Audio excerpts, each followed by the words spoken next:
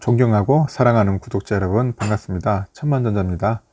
꿀모닝입니다. 오늘 하루도 여러분들 좋은 아침, 좋은 하루 상쾌하게 시작하길 진심으로 기원하겠습니다. 여러분들 또 아침이라서 보니까 정신이 없을 거예요. 여러분들 그래서 편안한 시간에 여러분들에게 이렇게 소식을 전달하려고 노력하려고 하는데 또 이른 아침부터 또 이제 자료 만들고 영상 찍는 것도 이게 쉬운 게 아니네요. 제가 여러분들한테 그냥 죽는 소리 하려는 게 아니라 여러분들에게 위해서 한번 최선을 다하겠다는 그런 내용으로 한번 말씀드리는 겁니다.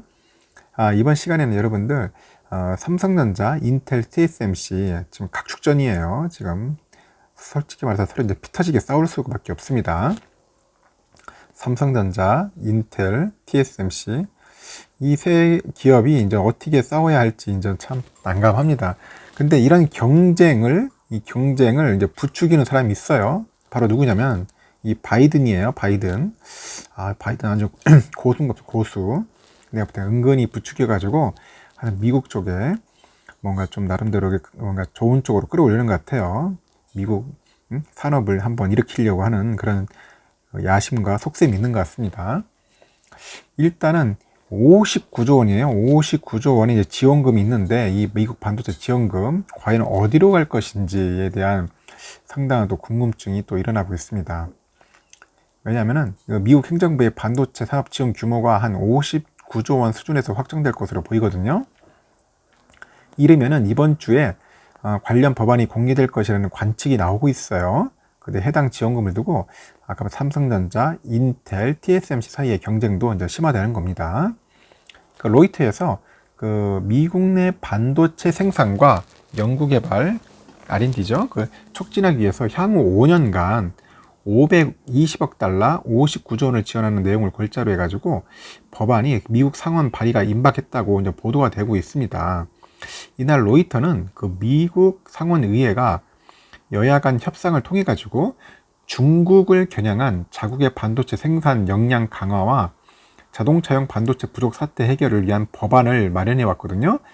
초안 작성 작업이 거의 마무리 단계에 이르렀다고 전한 거죠. 그러면 해당 협상에는 이제 민주당에서는 마크 켈리하고 마크 워너 상원의원이, 공화당 측은 존 커니하고 톰 커튼 상원의원 등이 이제 대표로 이제 참여를 했습니다. 그래서 로이터에 따르니까 상원은 중국에 대한 자국의 경쟁력을 강화하는 기술을 연구 개발하기 위해서 한 1,100억 달러 이상의 연방 정부 재정을 투입하는 방안을 인가하는 법안에 반도체 지원 예산안을 이제 포함시킬 예정이다. 이렇게 보도를 하고 있는 거고요. 그 법안 초안에는 중국 공산당은 핵심 기술을 통제하기 위해서 반도체 제조에 1,500억 달러 이상을 공격적으로 투자하고 있답니다. 공격적으로 1,500억 달러 엄청나죠.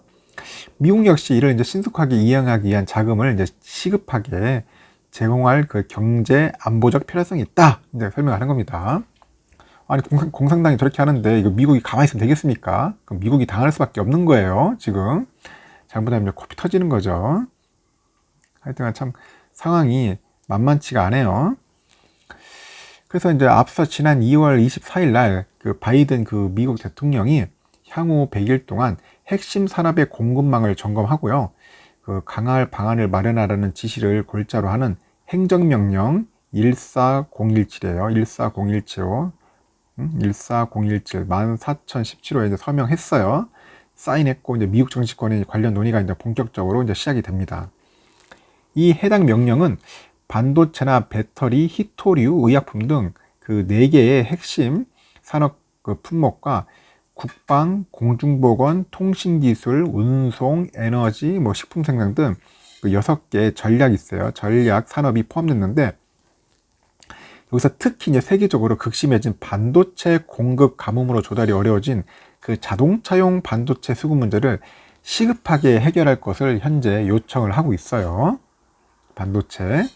그래서 이에 의회는 자국의 반도체 공급망 강화 방안을 이제 초당적으로 논의했으면서 올해 초에 칩스 포 아메리카라고 이제 법을 발의한 겁니다. 칩스 포 아메리카. 참 얘들도 이름도 잘 져요. 칩스 포 아메리카. 법안을 이제 발의에 통과시켰습니다. 그래서 해당 법안은 국방습관법을 통해 가지고 반도체 등 특정 전략 핵심 산업에 대한 그 연방 재정 지원의 정당성을 확보를 했어요. 구체적으로는 약 한 100억 달러, 한 11조 원 정도입니다. 그 규모의 연방 보조금하고 최대 한 40% 세액 공제입니다. 40%의 세액 공제가 이제 누군가 얘들도 똑같아요. 각종 지원책을 규정해서 자국 내 공장 설립을 장려합니다. 미국 내 공장이죠. 그리고 우리나라에 공장 만들으라고 이제 쪼으려고 하는 것 같습니다. 그래서 이후 상원은 이를 발전시켜가지고 아메리칸 파운드리 액트라고 하죠. 이제 파운드리 그 법안으로 추가 발의하는 방안을 다시 논의 중에 있어요. 아메리칸 파운드리. 이는 구체적인 지원 규모를 확정하고요. 실제 예산을 배정하는 절차에 이제 해당합니다. 그래서 해당 법안은 구체적인 지원 규모는 반도체 제조지들 구축 시에 연방 보조금을 연간 한 150억 달러입니다. 150억 달러로 이제 증액을 해요. 증액하고 미국 국방부하고 국립과학재단 등의 정부 기관에 한 50억 달러 정도 규모의 R&D 자금을 R&D 자금을 기금을 조성한다는 내용으로 이제 알려졌어요. 이 과정에서 이제 바이든 대통령은 그 지난달 발표한 2조 2,500억 달러의 규모의 인프라 투자 계획을 이제 만들었지 않습니까? 그래서 이 가운데 500억 달러 가량의 예산을 반도체 생산 지원과 기술 R&D에 배정한다고 밝혔어요. 따라서 이날 보도에 따르면은 그간 상원은 해당 재정 지출안의 구체적인 규모하고 지출 기간을 종전보다 소폭 상향한 한 520억 달러와 5년 동안으로 각각 합의한 것으로 보도가 됐습니다. 특히 해당 법안의 발의 시기는 그 미국 백악관이 반도체 공급망과 관련해가지고 굵직한 발표를 쏟아낼 것으로 예상되는 일정이 몰린 기간과 일치한다고 하네요. 그래서 20일 지나 그 러만더 미국 상부장관이 인텔, 삼전, TSMC 등 그 반도체 생산업체하고 포드, 제네럴 모터스, 스텔란티스 등 주요 완성체 업계를 한자리에 모아가지고 2차 반도체 회의를 주재를 합니다. 지난 10일에도 러만더 장관은 4월 12일 1차 회의 이후에 한 달 만에 2차 회의가 열린다는 사실을 공개하면서 동시에 연방정부가 500억 달러를 투입할 경우에 한 500억에서 한 1000억 달러 규모의 민간 투자가 맞물리길 바란다. 속마음을 내비치는 거예요. 그래서 아울러 2차 회의 다음 날인 21일에도 바이든 대통령과 문재인 대통령이 미국 백악관에서 한미 정상회의를 진행하지 않겠습니까? 그 일을 전후로 해가지고 삼전의 미국 반도체 공장 투자 발표가 임박했다는 그런 기대감이 슬슬 나오고 시작하고 있는 겁니다. 그래서 삼성전자는 미국 텍사스주 오스틴 등 4곳의 후보지를 좀 꼽고 있어요. 4곳의 후보지인데 한 170억 달러니까 한 20조 원 규모의 반도체 공장 신설 계획을 현재 검토 중인 것으로 알려져 있는 상황이죠. 그래서 다만 경쟁사인 인텔과 TSMC의 그 미국 반도체 공급망 신규 계획의 규모도 만만치 않아요. 향후 바이든 행정부에 지원금을 두고 3사의 경쟁이 치열해질 가능성도 배제할 수 없다. 결국 피 터지게 한번 싸우자. 그런 겁니다. 앞서 인텔은 한 200억 달러를 투자해가지고 신규 파운드리 공장을 구축하기로 했고요. TSMC는 3년간 한 1000억 달러 투입해가지고 미국 애리조나주 피닉스에다 한 6개 생산 라인 단지 짓는다고 발표를 했어요. 하지만 그 로이터는 그 14일 또 다른 보도를 통해서 TSMC가 그 유럽 내 반도체 시설 투자 경쟁에서 밀리면서 미국에 대한 신규 투자 방안을 강하게 밀어붙일 수 있다. 더블 다운이죠. 그래서 전하기도 한 겁니다. 그래서 유럽연합은 EU는 90억 달러의 보조금을 내걸고 그 EU 내 반도체 생산시설 투자 업체를 모색하고 있어요, 지금.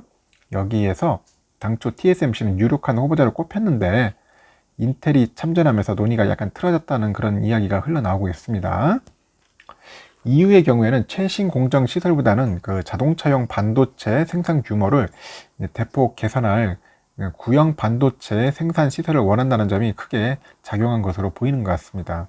이에 따라서 TSMC는 피닉스 공장에 3나노죠. 3나노 공정 생산 라인을 구축하는 비용을 한 230억에서 250억 달러로 소폭 상향을 했어요. 그 향후 차세대 기술이죠. 2나노 공정 라인도 추가하는 방안을 현재 검토 중이다. 로이터는 언급을 한 겁니다. 보도를 한 겁니다. 이렇듯 지금 그렇습니다. 지금 TSMC도 저렇게 난리치고 있고 인텔도 한번 끼어 들어가지고 한번 따보려고 있고 결국 이제 삼성입니다. 삼성의 결정 언제 발표날지 모르겠지만 한 20일에서 이제 21일인데 제가 볼 때는 한미 정상회의 할 때 21일 날 뭔가 발표가 날 것 같아요. 그래서 앞으로 제가 볼 때 미국 내 이제 59조 미국 반도체 지원금은 과연 누가 제대로 가져갈지 한번 상당히 궁금해집니다. 앞으로 좀 재밌어질 것 같아요. 서로 간의 경쟁, 뭐 선의의 경쟁으로 해가지고 반도체 산업 잘 이끌어갔으면 좋겠습니다. 이에 관련된 내용을 여러분들에게 간략히 설명드립니다. 참고하시고 오늘 하루도 성공적인 투자하시길 진심으로 기원할게요.